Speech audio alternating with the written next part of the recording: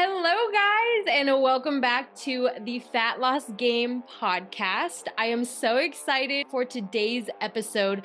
I have a badass mom with me. Her name is Taylor Burke. She is truly one of the strongest women I know, and I'm so excited to introduce her. So, Taylor, when did your health and fitness journey first start? Well, I would say it really first started seriously a little over or around 3 years ago, but I had kind of dabbled in it a little bit leading up to that for probably about 10 years. Growing up, I was an athlete, so I was always active and never really had to worry about my weight or how I looked because it was just a natural part of everything that I was involved in. So going to college, it was something that I wanted to be able to maintain, but things definitely changed when I went to college.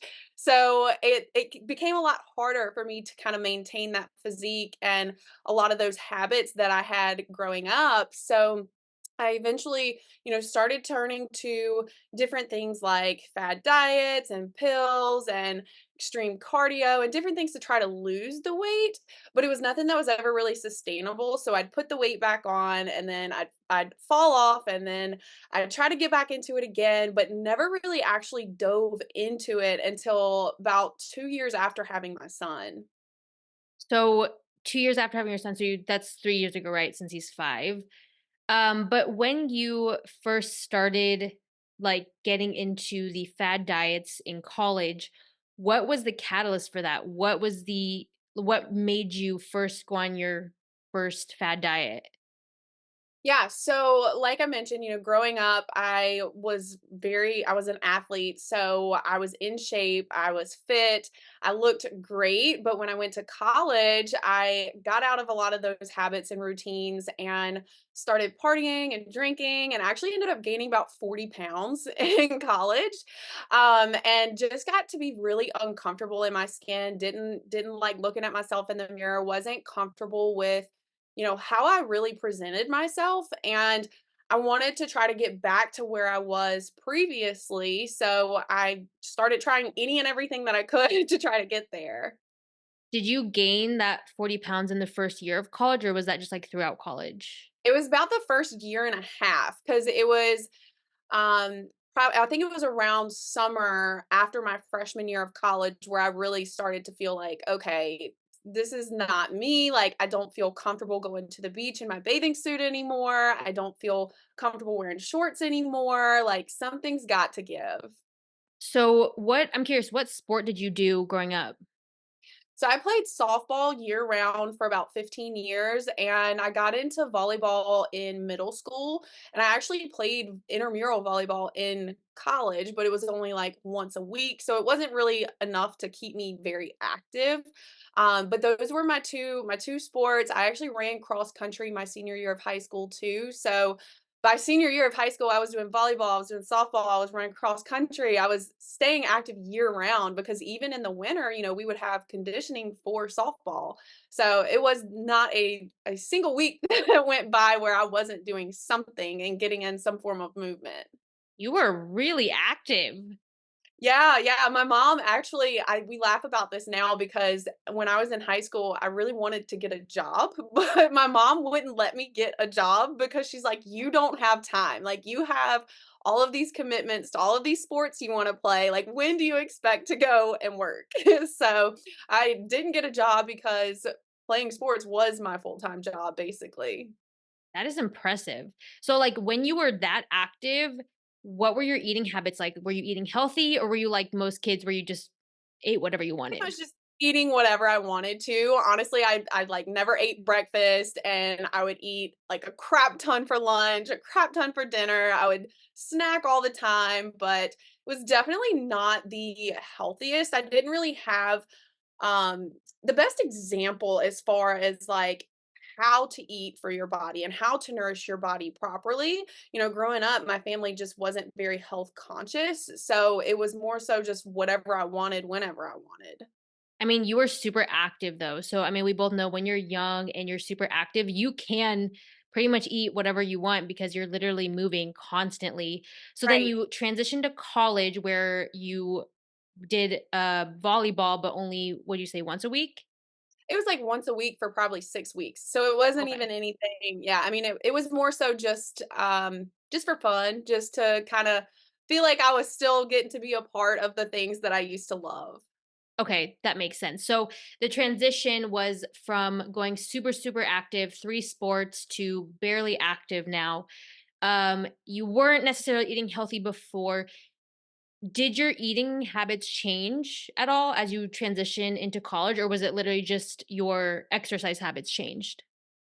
I feel like my eating habits did change a little bit just because, you're on campus. So, number 1, the different types of foods that you have aren't always the best options. I mean, they do have good options if you know what to be looking for and you know how to be eating that way, but you have access to a lot more of the fast food, the fried food, the snack foods and things like that. And then you have 2 a.m. after a night out of drinking, and you have the drunk munchies, and you go to the pod and just get a bunch of pizza and chips and all of the things. So I definitely ended up eating more, I feel like, especially because I was the type of person when I would drink, I would want to eat some. I actually remember specifically one night after coming back out from a night out, I ate 2 packs of ramen noodles in one sitting, like, just sitting there just eating 2 packs of ramen noodles.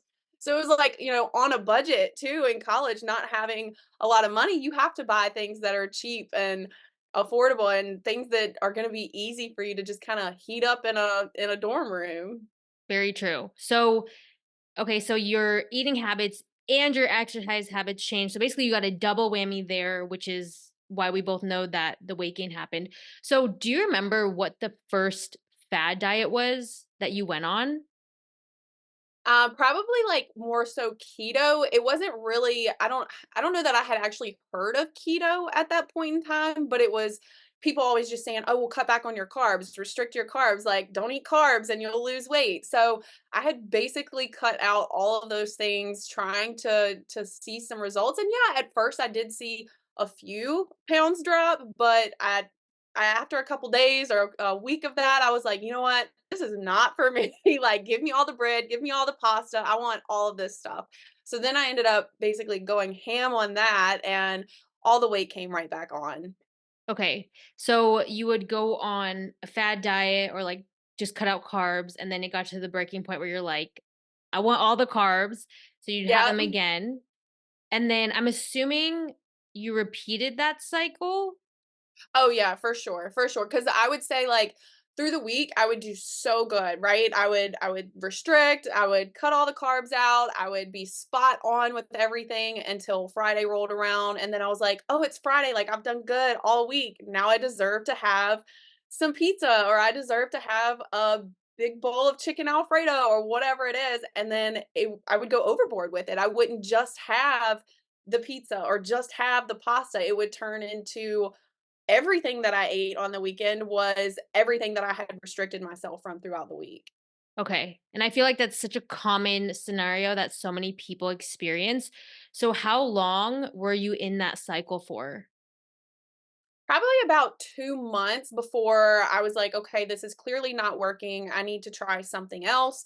So, then I had a cousin at the time who was like, "Oh, well, I've been drinking these meal replacement shakes and I've lost 15 pounds from it. You should try doing that." So, I did that for probably 3 or 4 months and definitely saw some results from it, but again, it was something where I was like, I cannot just keep drinking these shakes all the time. Like, I want food. I'm such a big foodie and I love to eat. So I'm like, I cannot just live off of these shakes.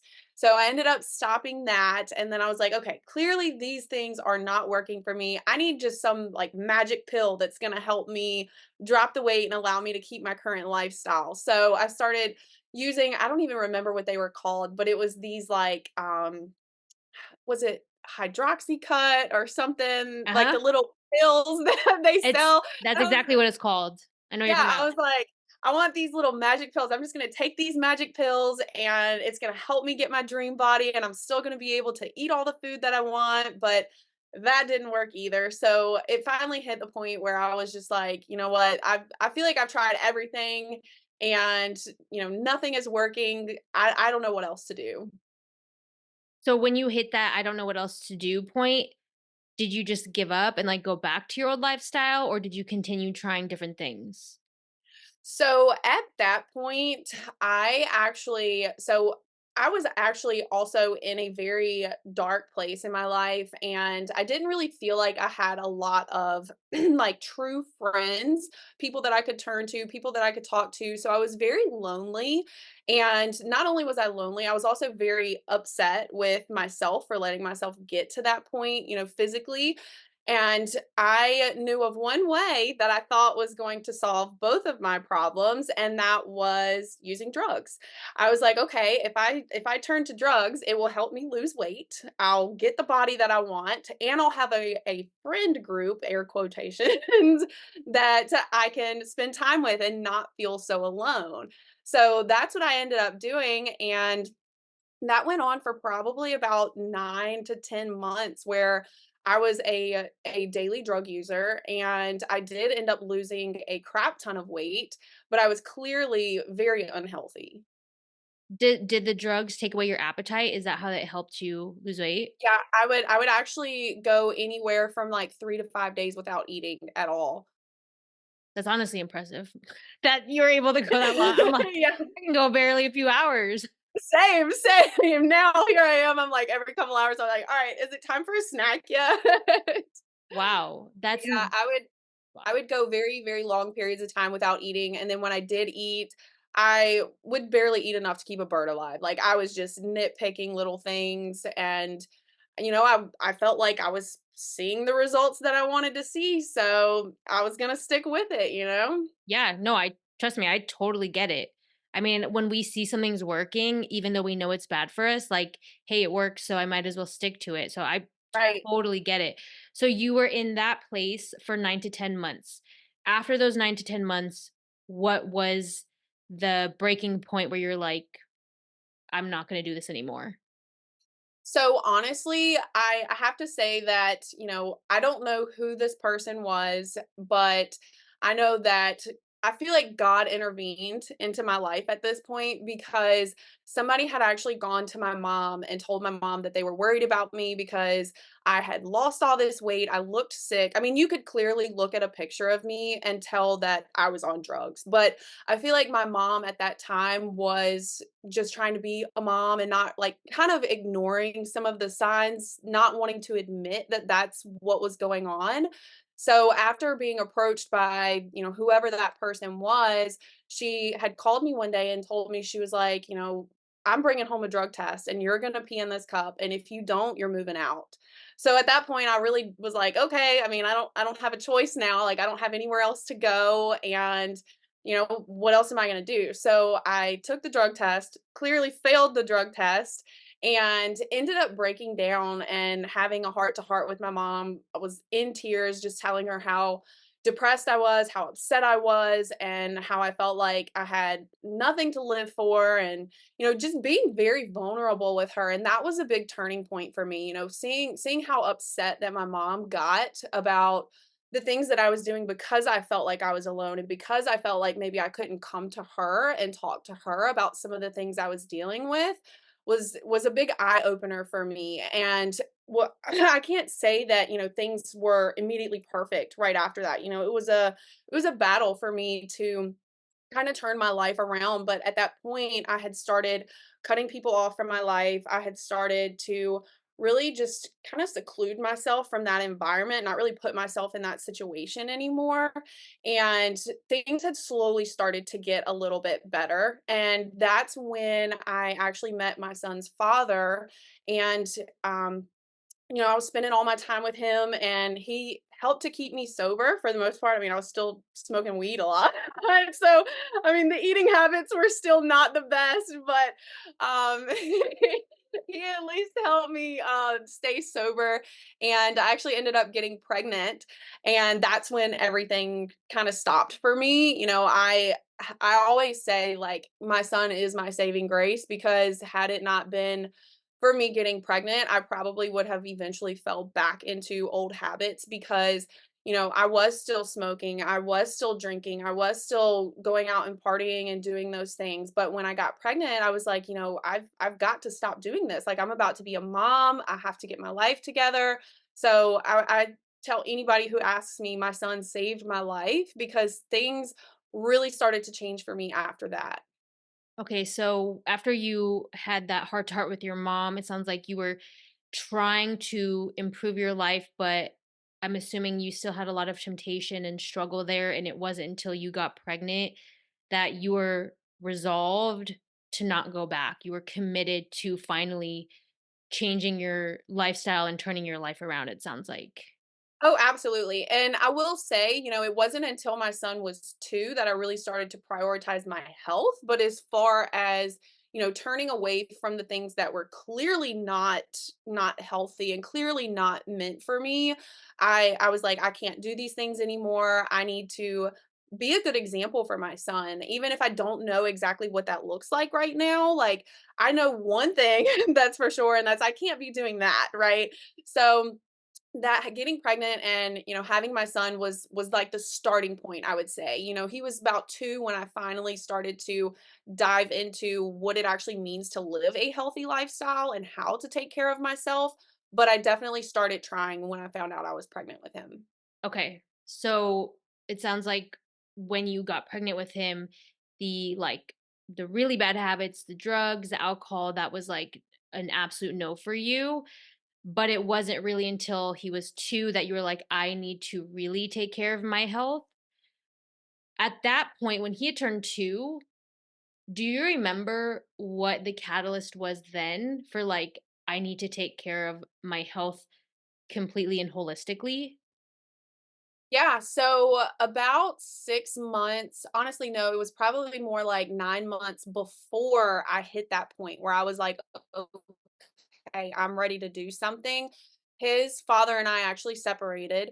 So I was in the middle of going through a divorce and just feeling really down and depressed a lot. Wasn't too thrilled with the way that I looked anymore because, even postpartum, I had gained about 50 pounds when I was pregnant. I lost about 20 of that. So I still had about 30 pounds of unwanted body fat that I wanted to lose, but I didn't know how. I had very little energy. And, just doing simple things like playing with my son felt like a huge task. And I was like, this is not how this is supposed to be. This is not how I want to be living. I want to have lots of energy. I want to be able to keep up with him. I want to be able to give him a good life and allow him to have these wonderful memories. But I knew that the life that I was living and the lifestyle that I had wasn't going to allow me to do that. And it wasn't going to ultimately set him up for future success. So I at that point was like, I know that this is something that I want to do. I know that I'm ready to do this, but I don't know where to start.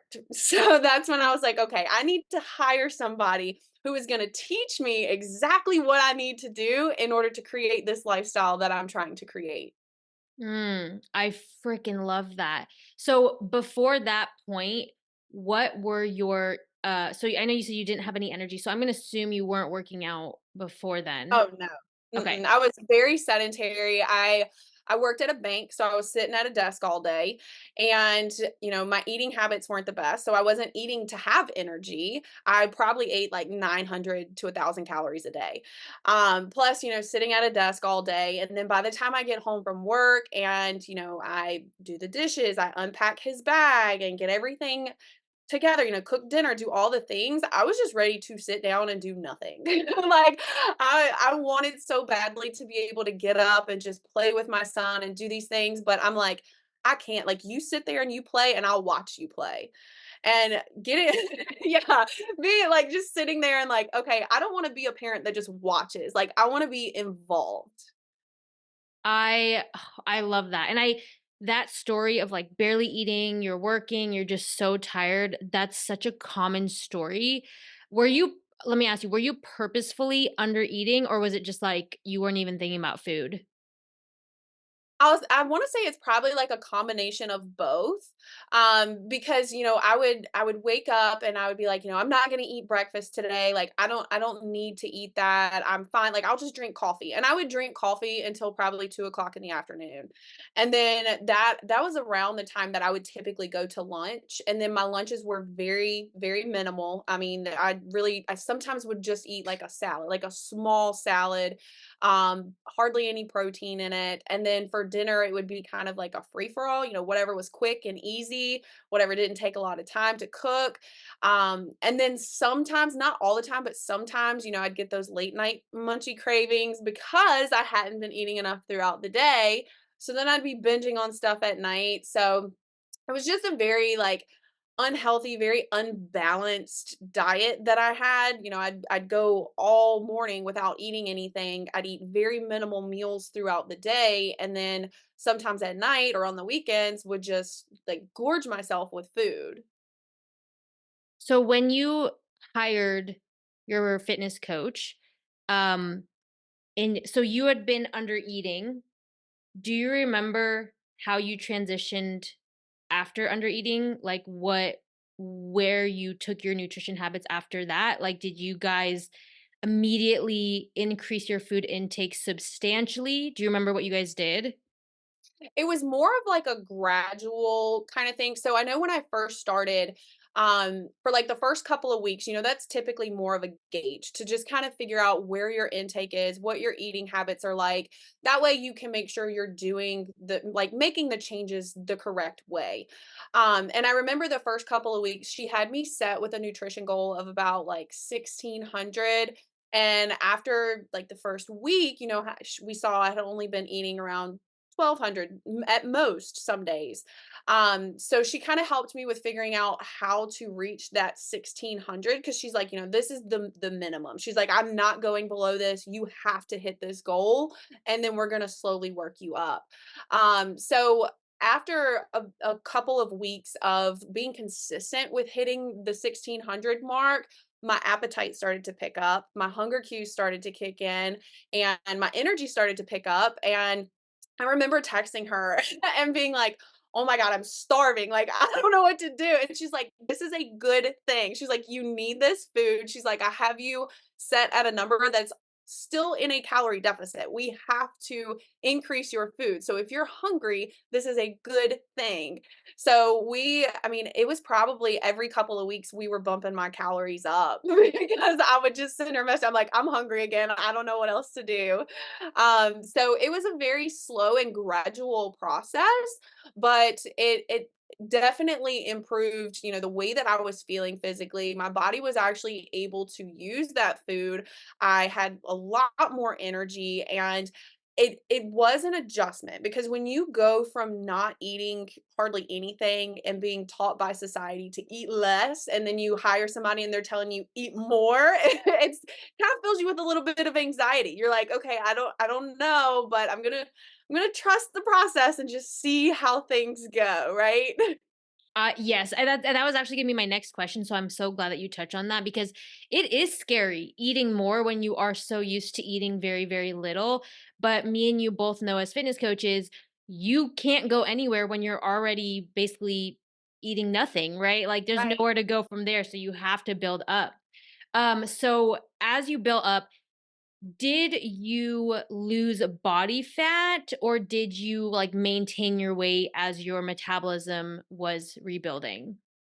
Oh no, I absolutely lost body fat. And, for me, I feel like that's always like the best because you're not only increasing your calories, not only, losing the weight, but your body composition is changing too. So even though there was weeks where maybe I didn't see a huge drop on the scale, or maybe I didn't see any changes in like my measurements or anything like that, you could clearly see that my body was changing. So that actually took a little bit of getting used to too, is being okay with, all right, maybe I'm not seeing the number that I want to, but I am seeing the physical results that I want to. And for me personally, I would rather have the body composition that I want than to have a number on the scale that I think is what I want to have, right? Because, I always tell people this too, the body that you want probably doesn't weigh what you think it weighs.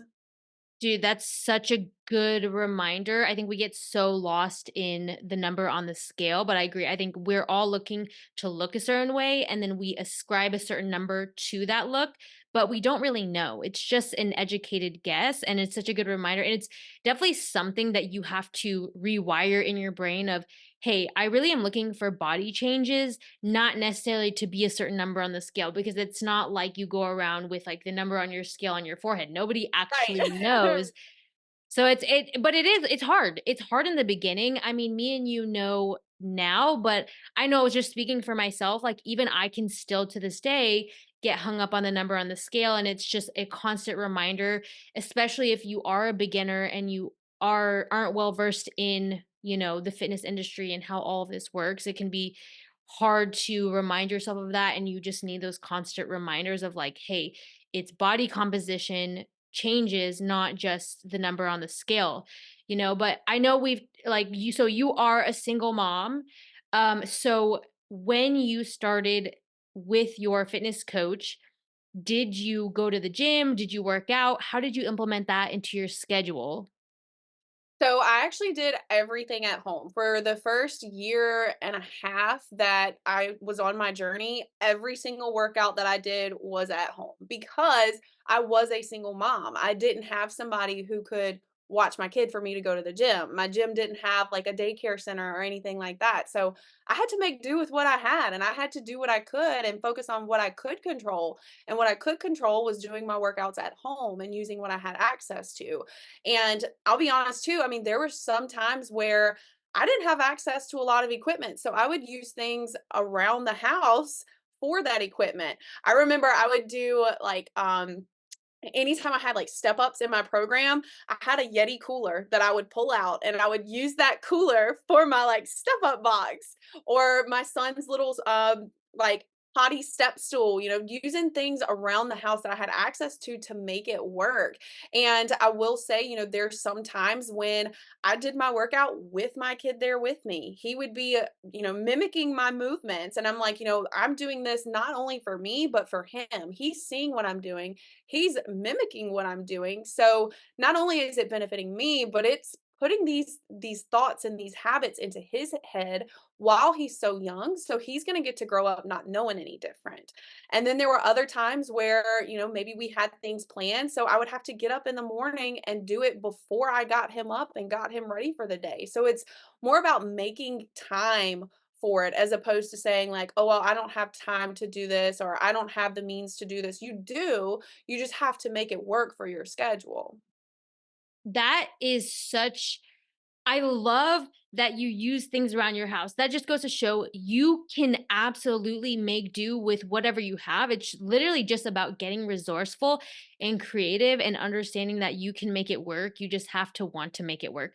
But you had a full-time job, you were a single mom, you're changing your nutrition and exercise habits, which I am assuming, obviously took extra time out of your day.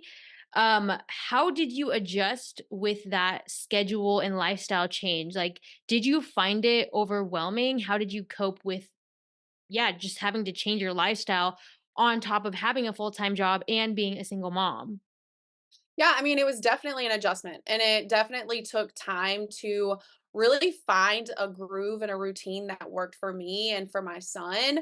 And I'll say, things weren't perfect, but I think the biggest thing that helped was not trying to necessarily dive in head first and do everything right off the bat. We set these smaller, more realistic goals so that they are manageable and then you can build off of those things. So what I would do is I've always been a really big planner. Like I'm super organized. I always have to have things written out. That way I can keep up with it because if not, my brain can't handle it. But I would sit down at the start of every week on Sundays and I would do my meal prep so that it would save me time throughout the week. I would plan out, what days I wanted to do my workouts, if I was going to have to get up in the morning or if I could manage doing them in the evening.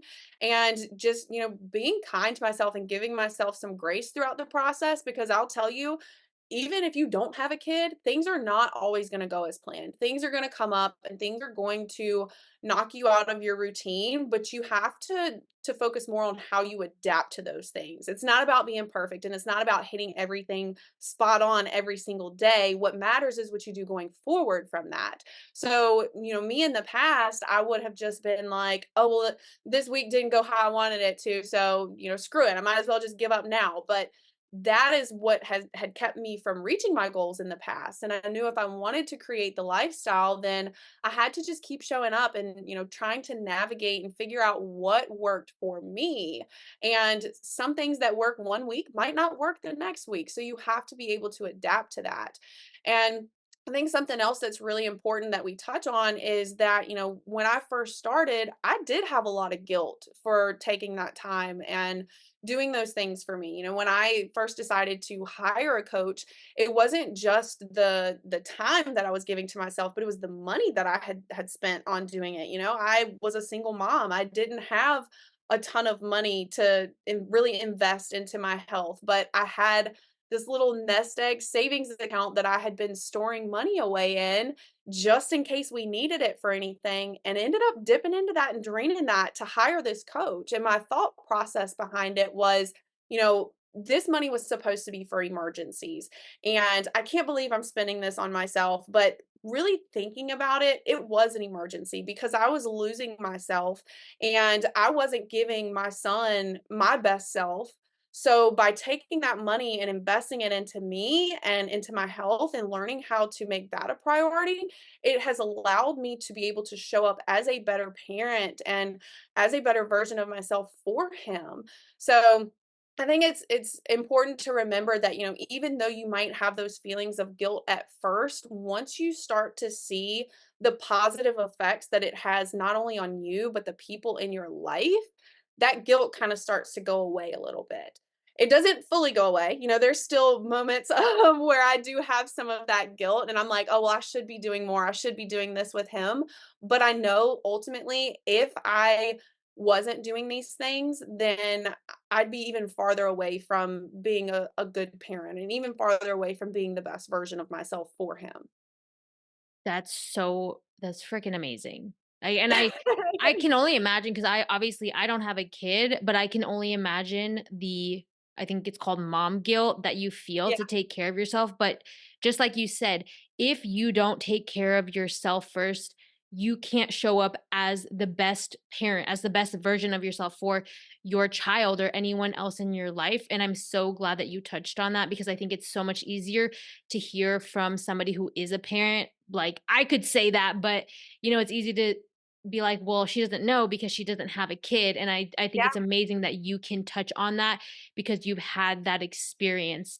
So since you started your, health journey and really taking care of yourself as a parent, where are you now in your fitness journey? Because me and you both know that the journey never ends. It's never like you get to this point and you're like, oh, I'm good. It's easy. It's done. So where are you now in your, health and fitness journey? Right now, honestly, I mean, I'll say every day, like you said, it's a journey. Every day is a learning experience. Every day is an opportunity to continue growing. But I will say, looking back on where I started and where I'm at now, I am honestly very pleased with a lot of the habits that I've created. I am finally free from my uh I don't even know what to call it, like, the feelings that I had around food, the guilt around food, and the relationship that I had with that, I'm free from that.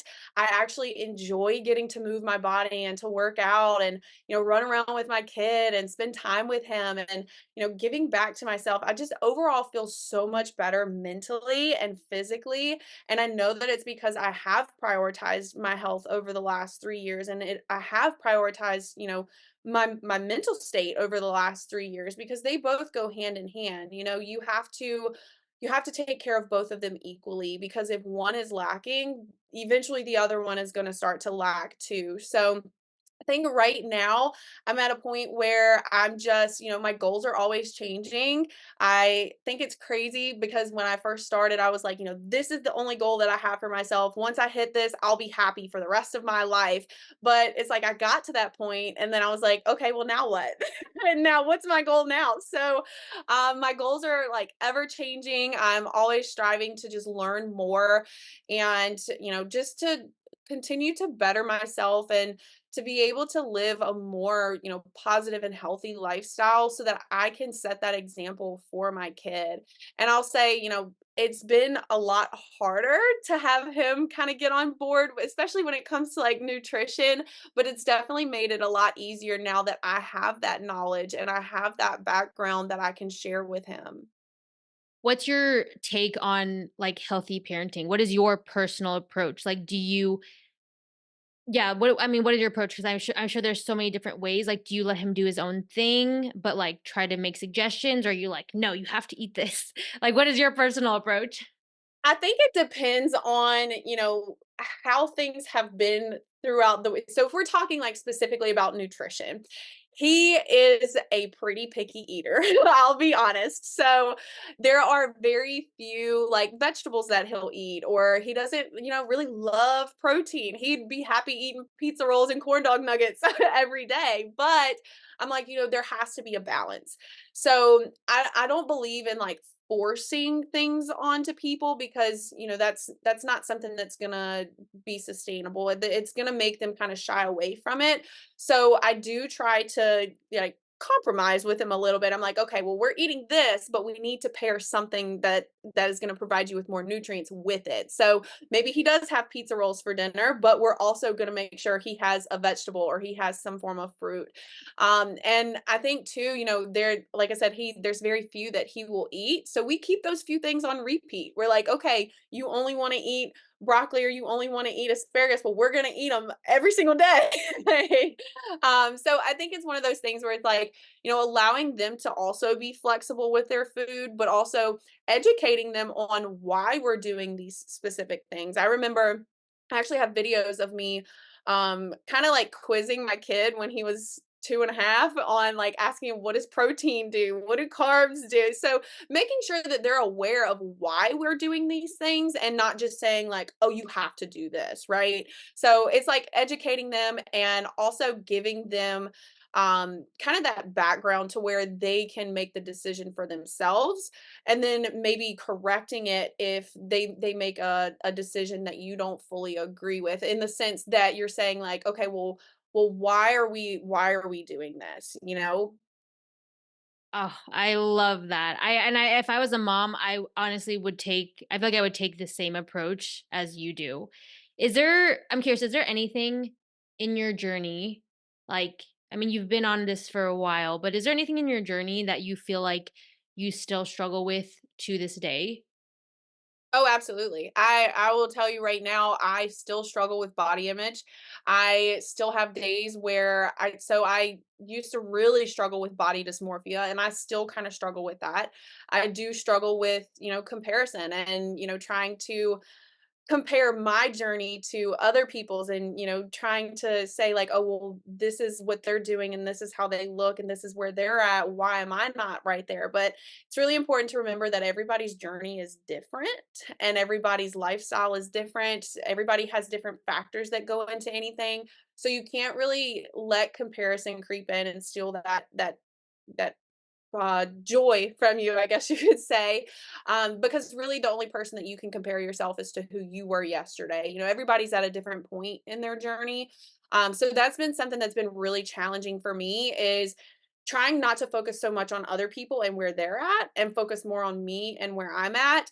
And then when it comes to like having bad body image days and struggling with body dysmorphia, those are the days where I know that I need to be extra kind to myself and show myself some extra love, because those thoughts aren't always true, right? We get into our head and we start having these unwanted thoughts, but we have to remember, why we're on this journey, where we're at in this journey, and just keep pushing forward.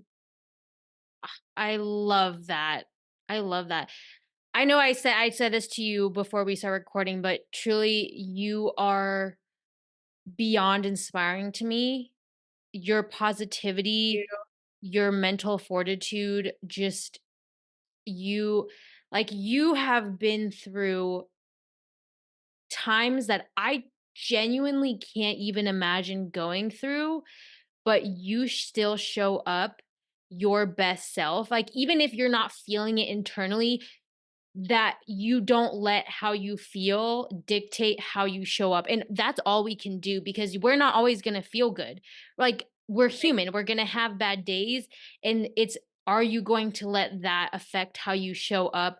But you always show up 100% your best. And like, it's just something that as I've gotten to know you more and more, and the more I talk to you, it's truly been so inspiring to hear you and your story. So, I just hope you know, even on the days where you're like, everything sucks, you are impacting so many people, myself included. So, like, you're, it's easy to show up when everything's good. It's inspiring to show up when everything sucks and everything's hard. And you Yeah. just, that's true inspiration and strength in my eyes. So, again, just like, thank you for being you. Now, before we end this podcast, the last question that I have for you is, what is, so if someone's on their weight loss journey right now, they're either starting or, they're in the depths of their weight loss journey. If you could only give them one piece of wisdom from your own experience, what would that be? Don't give up. Stay consistent and keep pushing forward because like you said, things are going to get hard and there's going to be bad days, but you can't let that stop you. I will say right now there's probably been 100 to 200 times that I could have thrown in the towel, but you have to keep pushing forward. The results will come. You have to stay patient and be kind to yourself and just trust the process. It is a journey, so you have to live like it's a journey.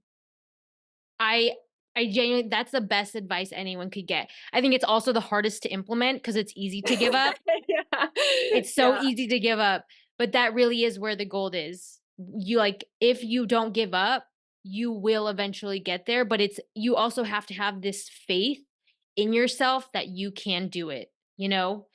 And yeah. I think that's something that you have always had, is even when even when like the worst situations happened, I believe you had this faith in the back of your head that you could make it better. So if anyone's listening or watching this right now, I hope that you find that faith within yourself, because me and Taylor both know that you can make it happen. It's in your hands. You have the power, but you have to have that faith first. So just thank you for being here and for being such, again, such an inspiration. It's, I mean, like, I always think of, like, watching movies. You don't like to watch a character who has no hardships, right? Like, you don't like to watch a character Yeah. who's like, "Life is great, everything's great, I'm great." No, like, we like to see the hardships and, like, they go through obstacles and overcome it, and, like, that, I think your life is literally a movie and a shining example of overcoming obstacle after obstacle. So thank you. Well, thank you. Thank you. I'm so excited that I've been able to come on and kind of share. I've always been very open and transparent about the things that I've been through because my hope is that I can inspire somebody else because we all go through shit. Like not everybody's open and honest about it, but we all go through it. So I'm like, there's no point in me trying to avoid it or act like it didn't happen when somebody else might be able to relate to what I'm going through. I am sure more people than I can even imagine relate. Like, because like you said, very few people talk about it. I'm sure there's so much shame and guilt around it. So thank you for being so open and transparent. Like, again, you are just a beacon of light for so many people. You. So Thank thank you. I you. really appreciate that. Absolutely. And thank you for those of you who are listening and watching. We hope that you enjoyed the episode, and we will see you guys in the next one. Bye.